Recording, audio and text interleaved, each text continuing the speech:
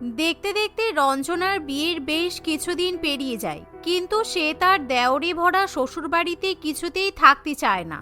কারণ তার একটা দেওরেরও বিয়ে হয়নি, এমনকি তার শ্বশুরমশাই এবং শাশুড়িমা দেশের বাড়িতে থাকে।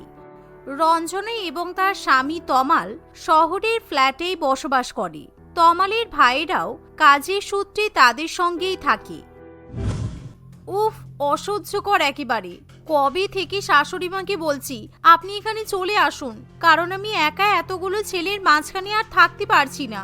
কিন্তু শাশুড়ি মা তো কোনো কথাই শুনছে না। তার থেকে বরং আমি এখান থেকে পালিয়ে যাই, কিন্তু এরা তো আমাকে পালাতেই দেবে না। এই বলে রঞ্জনা তার শাশুড়ি মা দীপশিখা দেবীকে ফোন করে। না না বৌমা, এখন শহরে যাওয়া সম্ভব নয়, কারণ তোমার শ্বশুর মশাইয়ের এমনিতেই শরীর খারাপ। ওনাকে রেখে আমি এখন কি করে তোমার কাছে যাই বলো তো? আর তোমার ওখানে একা থাকতে কি সমস্যা হচ্ছে? আমার ছেলেরা তোমাকে জ্বালাতন করছে না তো? আসলে আমার ছেলেরা একটু অগোছলো, তুমি একটু ওদের সাথে মানিয়ে গুছিয়ে নাও মা। না সে ঠিক আছে, আসলে অনেকদিন আপনাদের সঙ্গে দেখা হয়নি তো, আর আপনাদের ছেলেরাও তো গ্রামের বাড়িতে গিয়ে থাকতে চায় না, তাই বলছিলাম আর কি।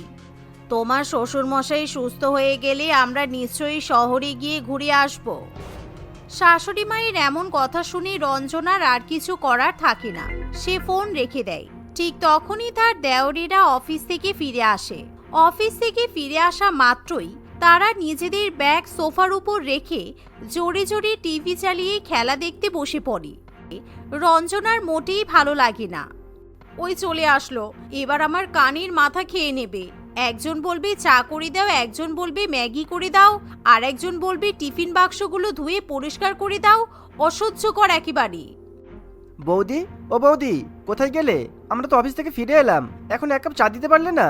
আমাদের চা করে দাও। আর দেখো ভাই গরম গরম সিঙ্গারা নিয়ে এসেছে, তাই সবাইকে সিঙ্গারাও দাও। তোমরা এমন করে আমাকে অর্ডার করো যেন আমি তোমাদের চাকর।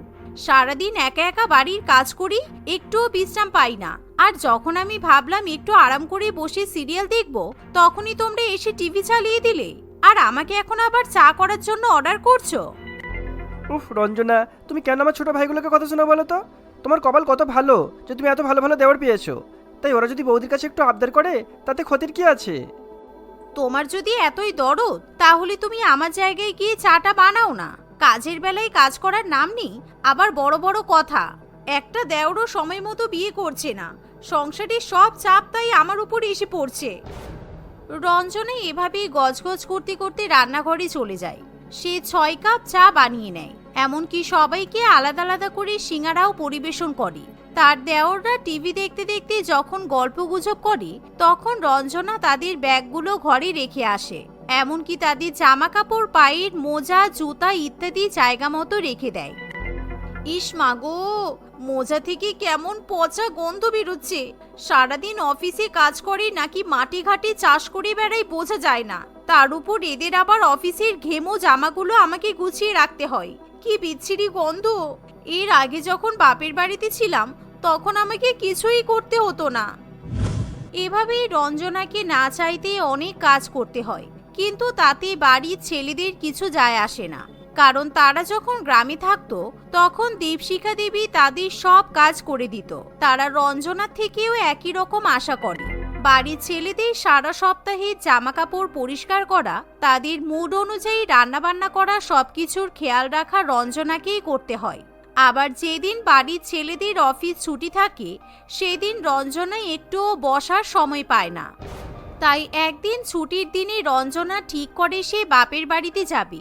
কিন্তু সে যখন তার মাকে ফোন করে তখন তার মা পরিষ্কারভাবে জানিয়ে দেয় আজকে তারা কেউই বাড়িতে থাকবে না। তাই রঞ্জনাকে না চাইতেও ছুটির দিনে শ্বশুর বাড়িতেই পড়ে থাকতে হয়। আমি কি একদিনের জন্য এই বাড়ি থেকে মুক্তি পাবো না? আমার নিজের ফ্ল্যাটে আমি থাকতে পারছি না, আমার ভালো লাগছে না। বৌদি, এই দেখো বাজার থেকে খাসির মাংস নিয়ে এসেছি, তুমি গরম গরম মাটন বিরিয়ানি রান্না করো তো। সে কি, তুমি আবার বাজারে গেলে কেন? এই কিছুক্ষণ আগে তোমার 3 ভাই মিলে বাজার থেকে তেলাপিয়া মাছ, পাবদা মাছ আর লোটে মাছ নিয়ে এসেছে। আমাকে মাছ রান্না করতে বললো, তুমি আবার মাংস নিয়ে আসলে। আমি তো ঠিক করেছিলাম আজকে আমি আমার একটা বান্ধবীর বাড়িতে ঘুরতে যাব, কিন্তু এখন তোমরা এত রান্না বান্না করার কথা বলছো। না না, তোমায় কোথাও যেতে হবে না, তুমি কতবার বলেছি না তুমি একা একা কোথাও যাবে না, কেননা তুমি আমাদের একটা মাত্রই বৌদি। তাই যদি কিডন্যাপ হয়ে যাও তখন কি হবে বলো তো? আর শোনো, মাছ রান্না করবে তো কি হয়েছে, মাছ খেলে কি বিরিয়ানি খাওয়া যায় না নাকি? তুমি ওদের জন্য মাছ রান্না করছো করে দাও, আর আমাদের জন্য গরম গরম মাটন বিরিয়ানি রান্না করো। বিপুল এই বলে তার বৌদির হাতে মাংসের প্যাকেট ধরিয়ে দিয়ে চলে যায়, যার ফলে রঞ্জনার পালানোর সব সুযোগ বন্ধ হয়ে যায়। ঠিক তখনই পিন্টু রান্নাঘরে এসে বলে, ও বৌদি, আজকে তুমি সরষে দিয়ে ডিম ভাপা করবে। তোমার আর দাদার বিয়ের পর তুমি একদিন আমাদের সবাইকে ডিম ভাপা খাইয়েছিলে, আজকে সেরকমই ডিম ভাপা রান্না করো তো। কালকে আমি অফিস থেকে ফেরার সময় হাঁসের ডিম নিয়ে এসেছি, ফ্রিজে রাখা আছে। বাড়ির ছেলেদের এমন আবদার শুনে রঞ্জনার মাথায় হাত পড়ে, কারণ তাকে এখন মাছ মাংস ডিম ভাত ডাল সবকিছুই রান্নাবান্না করতে হবে। রঞ্জনা একে একে রান্নাবান্না শুরু করে দেয়। এরই মাঝে মাঝে তার দেওরগুলো বাড়ি বাড়ি চা চাইতে থাকে, যার ফলে সবার জন্য রান্নাবান্না করতে করতেই রঞ্জনার সারাটা বেলা কেটে যায়। দুপুরবেলা সবাই একসাথে খাওয়া দাওয়া করতে বসে। রঞ্জনার খিদে পেলেও সে বাড়ির ছেলেদের মাঝখানে বসে খেতে লজ্জা পায়। বলছি, এবার তো তোমাদের বয়স পেরিয়ে যাচ্ছে, এখন যদি বিয়ে না করো তাহলে কিন্তু ডেট এক্সপায়ার্ড হয়ে যাবে। তখন কোনো ভালো পরিবারের মেয়ে তোমাদেরকে বিয়ে করবে না, ওইসব বুড়ি বুড়ি মেয়েই জুটবে। তাই বলছি, তোমরা 6 ভাই সময় থাকতে বিয়ে করে নাও। উফ, তুমি আমাদের বিয়ে দেওয়ার জন্য এত ব্যস্ত হয়ে উঠেছো কেন বলো তো? আমরা তো ভালোই শান্তিতে আছি। তোমার ভালো লাগছে না? আমরা এখন বিয়ে করব না, পরে বিয়ে করব। বিয়ের কথা শুনেই রঞ্জনার দেওরেরা কথা ঘুরিয়ে দেয়। এভাবেই দেখতে দেখতে কিছুদিন কাটে। এমনকি রঞ্জনার বান্ধবীরা যখন তাকে ফোন করে তখন রঞ্জনা তাদের সাথে মন খুলে কথা বলতে পারে না, কারণ বাড়িতে সারাদিনই ছেলেদের কোলাহল শুনতে পাওয়া যায়। এই রঞ্জনা, তুই সংসার করিস নাকি হোটেলে বাস করিস বোঝাই যায় না, চারপাশে কত ছেলেদের আওয়াজ। তুই এরকম 5-4 মাস খাটিস কেন বলতো? কি বলবো বল, আমার কপালটাই এরকম।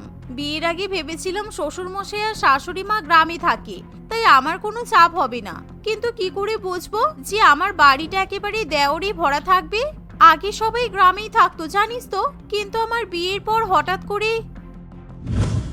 তমাল, শহরে তোর তো অনেক বড় ফ্ল্যাট আছে, তুই আর তোর বউ ওখানে একা থাকতে পারবি তো? কারণ আমাদের পক্ষে কিন্তু ওখানে গিয়ে থাকা সম্ভব নয়।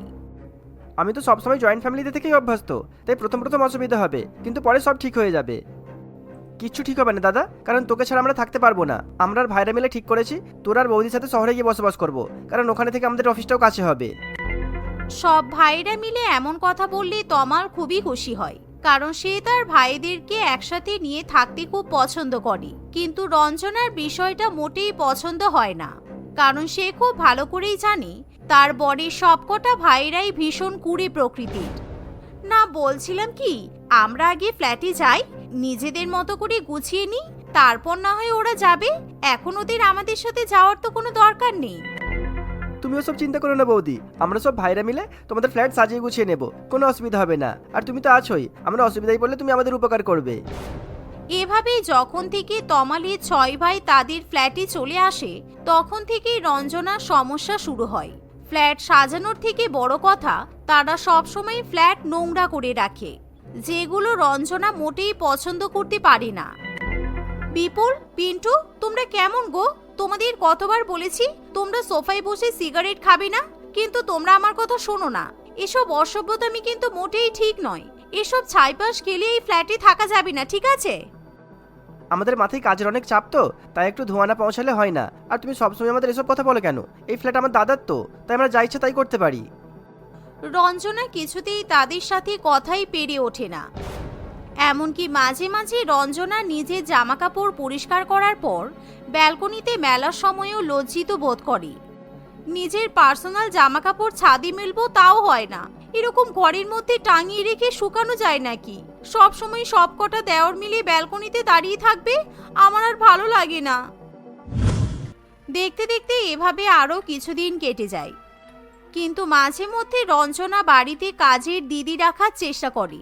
কিন্তু বাড়িতে অতগুলো ছেলে একসাথে বসবাস করে বলে কেউই ভয়ের চোটে তাদের বাড়িতে কাজ করতে চায় না। না না মালকিন, আমার এই বাড়িতে কাজ করা সম্ভব নয়, কারণ কারণ এখনকার দিনে কারোর কোনো ভরসা নেই। কিছু একটা বিপদ হয়ে গেলে তখন আমি কি করব? তোমার বাড়িতে ছেলেরা পিলপিল করে ঘুরে বেড়ায়। আমি যখন কাজ করতে আসি, আমি আমার মেয়েকে নিয়ে কাজ করতে আসি। তাই আমার মেয়ের উপর যদি ওদের কুনজর পড়ে তখন কি হবে? এভাবে কাজের দিদিরাও পালিয়ে যায়। রঞ্জনা কিভাবে সেই সমস্যা থেকে এবার মুক্তি পাবে কিছুই বুঝে উঠতে পারি না। এরই মধ্যে রঞ্জনা একদিন লুকিয়ে লুকিয়ে তার এক পুরানো বান্ধবীর বাড়িতে গিয়ে বসে থাকে। কিন্তু তার দেওরগুলো এমনই যে তারা তাদের বৌদির ফোনের লোকেশনও ট্রেস করে রাখে। তাই তারা রঞ্জনাকে আবার বাড়িতে ফিরিয়ে নিয়ে চলে আসে। এরকম ভয়ঙ্কর পরিস্থিতি রঞ্জনার কিছুতেই মেনে নিতে পারে না। তাই রঞ্জনা একটা পরিকল্পনা করে, কারণ তাকে এবার যে করেই হোক বাড়ি ভর্তি দেওরের হাত থেকে মুক্তি পেতেই হবে। আচ্ছা শোনো, আজকে আমার কলেজের কয়েকজন বান্ধবী আমার বাড়িতে নিমন্ত্রণ খেতে আসবে, তাই তোমরা ভালো করে বাজার করে দাও। আর হ্যাঁ, তোমরা কিন্তু অফিস থেকে তাড়াতাড়ি চলে আসবে, কারণ আমি বারবার খাবার গরম করতে পারবো না। আমি আমার বান্ধবীদের সঙ্গে একসাথেই তোমাদেরকে খেতে দিয়ে দেব। রঞ্জনা এই কথা বললে তার দেওরগুলো রাজি হয়ে যায়। তারা বাজারে গিয়ে মাছ, মাংস, শাকসবজি ইত্যাদি নিয়ে আসে। সন্ধ্যা হতে না হতেই রঞ্জনার সুন্দরী সুন্দরী বান্ধবীরা তার ফ্ল্যাটে চলে আসে। রঞ্জনার দেওরগুলো যখন অফিস থেকে ফিরে আসে তখন তারা চারিপাশে সুন্দরী মেয়ে দেখে একেবারে অবাক হয়ে যায়। তারা যেন নিজেদের চোখ ফিরিয়ে নিতে পারে না। এবার আসবে উট পাহাড়ের নিচে, আমার বান্ধবীদের প্রেমে পড়বে, তারপর আমি ঘাট ধরে সবকটাকে বিয়ে দিয়ে দেব। বিয়ের পরেই তো আসল খেলা শুরু হবে। রঞ্জনা তার বান্ধবীদের সাথে বাড়ির ছেলেদের আলাপ পরিচয় করিয়ে দেয়। এমনকি তারা সবাই বসে অনেক অনেক গল্পগুজব করে, খাওয়া দাওয়া করে। এরই মধ্যে একে একে বাড়ির ছেলেগুলো রঞ্জনার বান্ধবীদের পছন্দ করে ফেলে। রঞ্জনার বান্ধবীরা বাড়িতে ফিরে গেলে রঞ্জনার দেওররা তাকে বারে বারে তার বান্ধবীদের কথা জিজ্ঞাসা করতে থাকে। এমনকি রঞ্জনা যখন তার বান্ধবীদের সাথে তাদের বিয়ের প্রস্তাব দেয় তখন তারা না করতে পারে না। কিছুদিনের মধ্যেই রঞ্জনার দেওরদের সঙ্গে রঞ্জনার বান্ধবীদের বিয়ে হয়। কিন্তু বিয়ের পর শুরু হয় আসল সমস্যা, কারণ রঞ্জনার বান্ধবীরা অত্যন্ত মডার্ন, আর তারা কিছুতেই একসঙ্গে একই ফ্ল্যাটে থাকতে চায় না। প্রত্যেকদিন তাদের মধ্যে বিভিন্ন কারণে ঝামেলা শুরু হয়। দাদা, এবার মনে হয় আমাদের আলাদা আলাদা ফ্ল্যাট কিনে চলে যেতে হবে, কেননা আমাদের বউরা এখন আর একে অপরের সাথে অ্যাডজাস্ট করতে পারছে না। এতদিন বৌদি সবসময় চুপ করে আমাদের সব কথা শুনতো, আমরা যা বলতাম তাই করতো, কিন্তু আমাদের বউরা তো বৌদির মতো অত ভালো নয়। সে আবার কেমন কথা? এই তো আমরা সবাই ভালোই আছি, আর বাড়িতে এতগুলো মেয়ে থাকলে সমস্যা তো হবেই। এই যেমন কিছুদিন আগে বাড়ি ভর্তি ছেলে ছিল, তখন রঞ্জনারও তো নিশ্চয়ই অনেক সমস্যা হয়েছে, আর এখন বাড়ি ভর্তি বউ এসেছে, আর মহিলারা যেখানে থাকবে সেখানে সমস্যা হবে না, ঝগড়া হবে না, এটা হয় নাকি? তুমি বুঝতে পারছো না দাদা? দাদা, আমরা বরং আলাদা করে ফ্ল্যাট কিনে চলে যাই, তাহলে আমাদের সংসারে শান্তি বজায় থাকবে। কেননা প্রত্যেকদিন অফিস থেকে এসে বউদের অশান্তি ভালো লাগে না, এরকম অশান্তির মধ্যে থাকা যায় না। বাড়ি থেকে শান্তি একেবারে চলে গেছে, অফিসে গিয়ে কাজে কনসেন্ট্রেট করা যাচ্ছে না। কিছুদিনের মধ্যে রঞ্জনার প্রত্যেকটা দেওর নিজেদের মতো আলাদা ফ্ল্যাট কিনে সেখান থেকে চলে যায়। এবার সেই ফ্ল্যাটে তমাল এবং রঞ্জনা একা একা থাকতে শুরু করে। তারা নিজেদের মধ্যে সময় কাটায়। ধীরে ধীরে তাদের সংসারে শান্তি ফিরে আসে। এমনকি রঞ্জনাকেও বাড়ি ভর্তি দেওরদের কোলাহল সহ্য করতে হয় না। তারা যে যার মতো সুখে শান্তিতে সংসার করতে থাকে। অনামিকা দেবী তার 5 ছেলে এবং বৌমার সঙ্গে বাস করত। তাদের পরিবারটি ছিল জয়েন্ট ফ্যামিলি। 5 বৌমা নিজেদের মধ্যে ভাগাভাগি করে সংসারের সমস্ত কাজকর্ম করত। অনামিকা তার বৌমাদের নিয়ে খুব সন্তুষ্ট ছিল এবং সুখী ছিল, কারণ তার 5 বৌমাদের মধ্যে এখনো পর্যন্ত কোনো জিনিস নিয়ে ঝগড়া ঝামেলা হয়নি। একদিন সকালবেলা বড় বৌমা রেখা এবং মেজ বৌমা পুষ্পিতা তাদের শাশুড়ি মায়ের কাছে এসে বলে, মা, আমরা দুজনে বাজারে যাচ্ছি, সবজি কিনতে হবে, কি কি আনবো বলুন, আর টাকা দিন বাজার করার। কি কি আনবে আমাকে জিজ্ঞাসা করছো কেন? নিজেদের ইচ্ছে মতো সবজি নিয়ে এসো, এই নাও টাকা, সাবধানে যেও। রেখা ও পুষ্পিতা বাজার করতে বেরিয়ে যায়। এদিকে 3 বৌমা ফাল্গুনী, মধু এবং মোহনা রান্না করবে বলে সবজি ও আনাজের জন্য অপেক্ষা করতে থাকে। 5 ঘন্টা কেটে যায়, কিন্তু রেখা ও পুষ্পিতা বাজার করে বাড়ি ফিরে আসে না।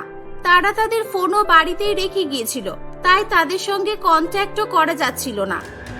দুপুর গড়িয়ে তো বিকেল হতে চললো, কবে রান্না খাওয়া হবে? আজ আর হবে না মনে হয়।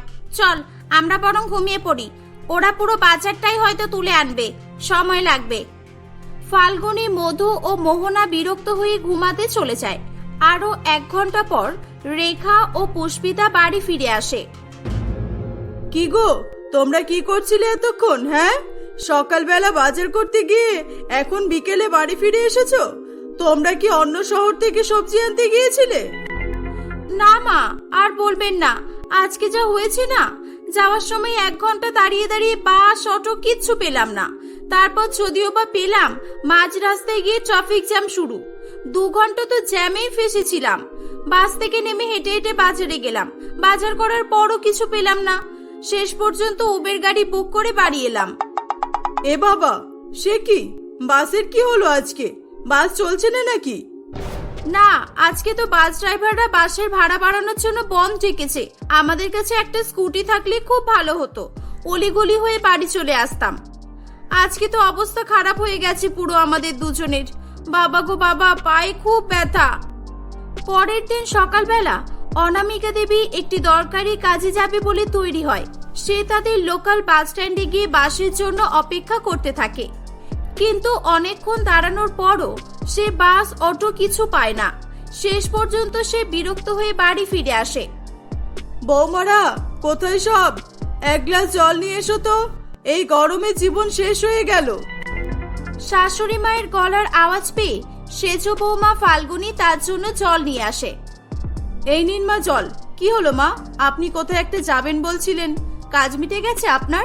এত তাড়াতাড়ি চলে এলেন যে? না না, আর বলো না। কাজের জায়গায় পৌঁছাবো, তারপর তো কাজ হবে।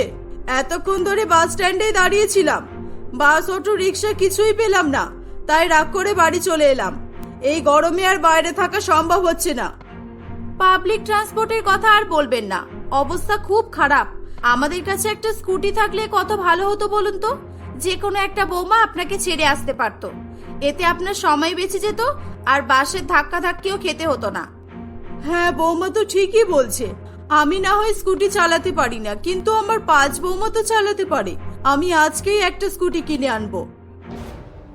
সন্ধেবেলা বড় ছেলে প্রতাপ বাড়ি এলে অনামিকা দেবী তাকে নিয়ে একটা স্কুটির শোরুমে যায়। সেখান থেকে তারা একটা খুব ভালো স্কুটি কিনে নিয়ে আসে। বাড়ির সামনে স্কুটিটা রেখে অনামিকা দেবী তার বৌমাদের ডাক দেয়। বৌমারা, কোথায় সবাই? বাইরে এসো। এই দেখো, আমি তোমাদের জন্য স্কুটি এনেছি।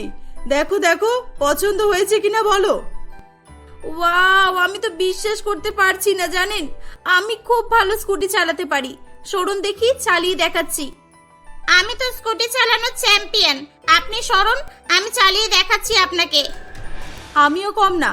আমি তো এত ভালো স্কুটি চালাতে পারি যে আমার বাপের বাড়িতে সবাই আমাকে স্কুটি এক্সপার্ট ফাল্গুনি বলে। তাই সবার আগে নতুন স্কুটি আমি চালাবো। এভাবেই 5 বৌমা নিজেদের মধ্যে স্কুটি চালানোর পারদর্শিতা নিয়ে তর্ক বিতর্ক করতে থাকে। অনামিকা দেবী বিরক্ত হয়ে বলে, আরে বাবা, আমি বুঝেছি তোমরা সবাই খুব ভালো স্কুটি চালাতে পারো। আমাকে প্রমাণ দিতে হবে না। এতদিন তো তোমাদের মধ্যে কোনো ঝামেলা হতে দেখলাম না। নতুন স্কুটি আনতেই কি আসল রূপ বেরিয়ে এলো সবার? কান খুলে শুনে রাখো, এই স্কুটি আমি প্রয়োজন ছাড়া কাউকেই চালাতে দেব না। চাবি সবসময় আমার কাছেই থাকবে। হ্যাঁ। এই বলে অনামিকা দেবী স্কুটির চাবি নিয়ে ঘরে চলে যায়। যা, মা তো চাবি নিয়ে চলে গেল। তবে যাই হোক, মায়ের কিন্তু পছন্দ আছে। স্কুটিটা দারুণ হয়েছে। স্কুটির সঙ্গে একটা ফটো তুলি, ইনস্টাগ্রামে আপলোড করব। #আমার নতুন স্কুটি। স্কুটিটা কি তোমার একার নাকি? আমাদের 5 জনের তো। চলো 5 জন একসঙ্গে স্কুটির সঙ্গে ফটো তুলে আপলোড করি। আচ্ছা, এই স্কুটির নাম রাখলে কেমন হয় বলতো? আজকাল তো সবাই নিজের নিজের বাইক স্কুটির নাম রাখে। 5 বৌমা নতুন স্কুটি পেয়ে খুবই উৎসুক হয়ে পড়েছিল। তারা সবাই শুধু শাশুড়ি মায়ের কাছ থেকে চাবি নেওয়ার জন্য অজুহাত খুঁজতে থাকে। এভাবেই সেদিনটা কেটে যায়। পরের দিন সকালে, মা, আমি বাজারে যাব সবজি কিনতে। স্কুটির চাবিটা দিন না, আর সবজি কেনার টাকা। তুমি তো 2 দিন আগে সবজি কিনে এনেছো, এত তাড়াতাড়ি সবজি শেষ হয়ে গেল? মা, আপনি তো জানেন এত গরম পড়ছে, সবজি কতদিনই বা ফ্রেশ থাকবে বলুন তো? খারাপ হয়ে যায়। ওই জন্য তো কম করেই সবজি এনেছিলাম। দিন না তাড়াতাড়ি চাবি আর টাকা। হ্যাঁ হ্যাঁ ঠিক আছে, এই নাও চাবি, আর আলমারি থেকে টাকা নিয়ে নাও। রেখা নতুন স্কুটির চাবি পেয়ে খুব খুশি হয়। সে স্কুটি নিয়ে বাজারের উদ্দেশ্যে বেরিয়ে পড়ে। অনামিকা দেবীর 5 বৌমাই স্কুটি চালাতে পারত, কিন্তু অনেকদিন পর রেখা স্কুটি চালাতে গিয়ে তার হাত কাঁপছিল। তাই সে বেশ কয়েক জায়গায় গিয়ে ধাক্কা মেরে দেয়। সবজি কিনে নিয়ে আসার পর সে চুপচাপ কাউকে কিছু না বলে স্কুটির চাবি তার শাশুড়ি মাকে দিয়ে দেয়। কিছুক্ষণ পর মেজ বৌমা পুষ্পিতা ও ফাল্গুনী কোনো একটা দরকারি কাজের জন্য অনামিকা দেবীর কাছ থেকে স্কুটির চাবি চেয়ে নেয়। চল চল তাড়াতাড়ি চল, আমার তো আর সবুজ হয়েছে না। এই দেখ, এটা কি করে হলো? নতুন স্কুটিতে স্ক্র্যাচ কি করে হলো? তাও আবার দুটো বড় বড় স্ক্র্যাচ। চল মাকে দেখাই। এই না না, দেখালে আমাদের কাছ থেকে চাবি নিয়ে নেবে আর আমাদেরকে কোনোদিনই চাবি দেবে না। চল আগে আমরা ঘুরে আসি, তারপর দেখাবো। এই বলে পুষ্পিতা ও ফাল্গুনী স্কুটি নিয়ে বেরিয়ে পড়ে। স্কুটিতে আগে থেকে স্ক্র্যাচ তো ছিলই, তার উপর তারা দুজনে স্কুটির হেডলাইট ভেঙে ফেলেছিল। ভয়ে ভয়ে তারা কোনো কথা না বলে অনামিকা দেবীর ঘরে যায়। তখন তাদের শাশুড়ি মা ঘুমাচ্ছিল। চুপি চুপি চাবিটা তার পাশে রেখে তারা চলে যায়। বিকেল বেলা চতুর্থ বৌমা মধু এসে বলে, মা স্কুটির চাবিটা দিন তো, একটা দরকারি কাজে বাইরে যেতে হবে। কি ব্যাপার তোমাদের? কালকে স্কুটি আসতে না আসতেই সবার বাইরে যাওয়ার প্রয়োজন পড়ছে, তাও আবার দূরে দূরে। মা এটা কিন্তু অবিচার করছেন আপনি। আপনি ওদের 3 জনকে তো কোনো রকমের প্রশ্ন না করে চাবি দিয়ে দিয়েছেন, আর আমি চাবি চাইতে এসে কি ভুল করলাম? বুঝেছি, আপনি তো আমাকে ভালোই বাসেন না। আরে আরে হয়েছে, ড্রামা বন্ধ করো। আমার রুমে চাবি আছে, বালিশের তলায়, নিয়ে নাও। মধু চাবি নিয়ে যখন বাড়ি থেকে বেরোচ্ছিল তখন সবচেয়ে ছোট বৌমা মোহনা বলে, দিদি তুমি আমাকেও নিয়ে চলো না, ওই রাস্তাতে একটা দোকান আছে, ওখান থেকে আমার কিছু জিনিস কেনার আছে। ঠিক আছে চল। এরা তো ভাবছে স্কুটি জল দিয়ে চলে, পেট্রোল শেষ হয়ে গেলে আসুক না, একটা টাকাও দেব না। স্কুটি কিনে দিয়েছি ঠিকই, তাই বলে কি আমি পেট্রোলও ভরে দেব? মধু ও মোহনা স্কুটি নিতে গিয়ে অবাক হয়ে যায়। এই দেখ, ওরা স্কুটিটার কি অবস্থা করেছে, কত স্ক্র্যাচ, তার উপর হেডলাইট ভাঙা। দেখলি তো কত চালাক ওরা, চুপচাপ স্কুটি এনে রেখে দিয়েছে। এই এক কাজ করতো, একটা ফটো তুলে রাখ, আমরা বাড়ি এসে প্রমাণ দেখাবো যে এগুলো আমরা কিছুই করিনি, না হলে ওরা আমাদের ঘাড়ে দোষ চাপাবে। মধু ও মোহনা স্কুটির ফটো তুলে নিয়ে বেরিয়ে পড়ে। দুজনে মিলে স্কুটি নিয়ে এদিক ওদিক ঘোরাফেরা করতে থাকে। অনেকক্ষণ পর তারা বাড়ি ফিরে আসছিল। তারা বাড়ির কাছাকাছি চলেও এসেছিল প্রায়। দেখলি তো ছোট, স্কুটি কেমন চালাতে হয়? এতক্ষণ ধরে চালালাম, কিছু হয়েছে বলতো? কোথাও গিয়ে স্কুটি ঠুকিনি আমি। ওরা স্কুটি চালাতে পারে না যখন কেন চালাতে যায় কি জানি। মধু এমন বলতে না বলতেই তাদের বাড়ির ঠিক সামনে এসে পাড়ার এক প্রতিবেশী মনোহর বাবুকে ধাক্কা মেরে দেয়। মনোহর বাবু ছিটকে দূরে গিয়ে পড়ে।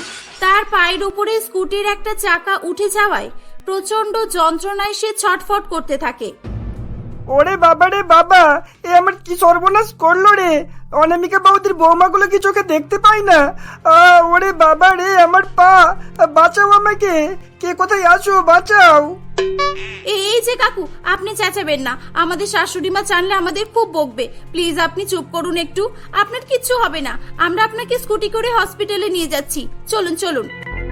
ওরে বাবা, না না, আমি এত তাড়াতাড়ি মরতে চাই না।